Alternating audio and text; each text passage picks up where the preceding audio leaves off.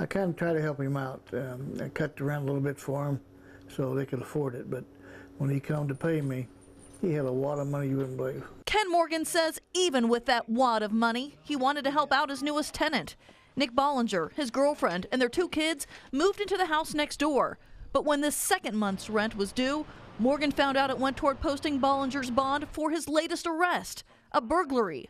Days later, Morgan evicted Bollinger, and his home was burglarized. I had some pain pills for my neck and back, and I had some gold coins in the same place the gun was, and he took them. Throughout August and September, Nick Bollinger was in and out of court, in and out of jail, suspected in burglaries in Marion and Morrow counties, always able to post bond. I was nervous about him getting out. I didn't want him getting out again because I knew he'd break in, again. He has a drug addiction. He admitted that and would do anything to get it. Major Bill Collins, the commander of the Metric Drug Task Force, says low bonds in some cases counteract an officer's hard work.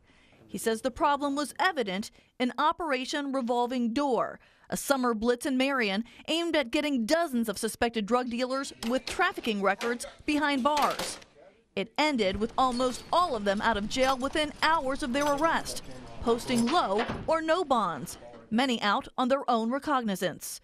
Ron O'Brien, Franklin County's prosecutor and the president of the Ohio Prosecutors Association. Who typically gets an OR bond from your experience? Usually people without a record and without the nature of the crime is not a threat to the public safety or to the community. If you have somebody that really needs to stay in jail, you can make their bond high enough to ensure the safety of the public. Depending on your role in the case, whether you're victim or law enforcement or you're the defendant or member of the defendant's family, you have a different view on what should happen. Marion County Common Pleas Judge Jim Slagle set bonds in Operation Revolving Door and Nick Bollinger's cases. For any person that's out on bond, there's conditions they have to follow.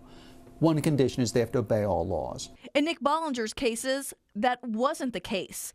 Not only was he charged with stealing from his former landlord. One policeman told me that the guns probably on the streets in Detroit by now. But Nick Bollinger's former employer, a Marion nightclub, had its back wall bashed in to access a safe.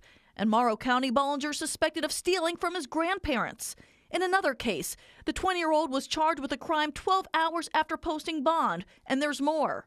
After hearing all of this, Judge Slagle upped Nick Bollinger's bond to $100,000.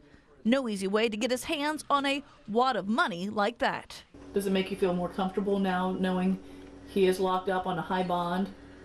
Yes, it's more satisfied knowing that he's not going to be out to do anybody else like he done, me and some of his other friends. If people in the community are upset that certain people are out on low bonds, no bonds, it's up to who you elect in the end. I think that's right.